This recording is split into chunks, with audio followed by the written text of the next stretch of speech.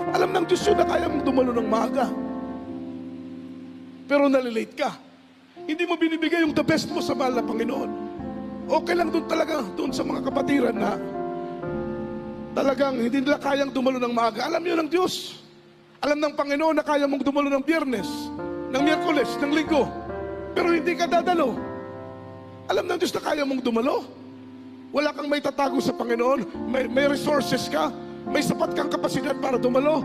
Pero hindi ka dumadalo. Hindi mo ibinibigay yung the best mo sa mahal na Panginoon. Even though na alam ng Diyos na kaya mong ibigay. Yun pang ibig kong sabihin, huwag nating tipirin ang mahal na Panginoon. Ibigay natin kung anong kaya nating ibigay. Minamahal dahil ang Diyos, ibinigay niya ang lahat para sa iyo. Ibinigay niya ang lahat para sa akin.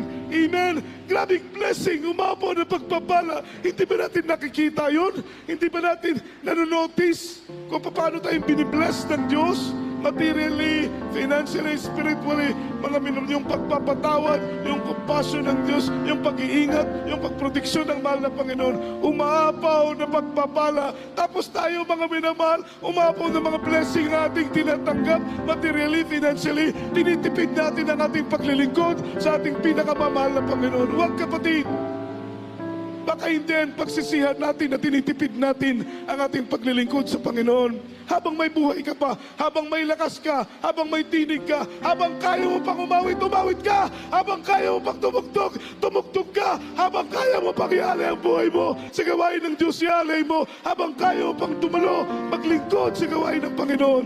Gawin mo, huwag mong tipirin ang mahal na Panginoon. Dahil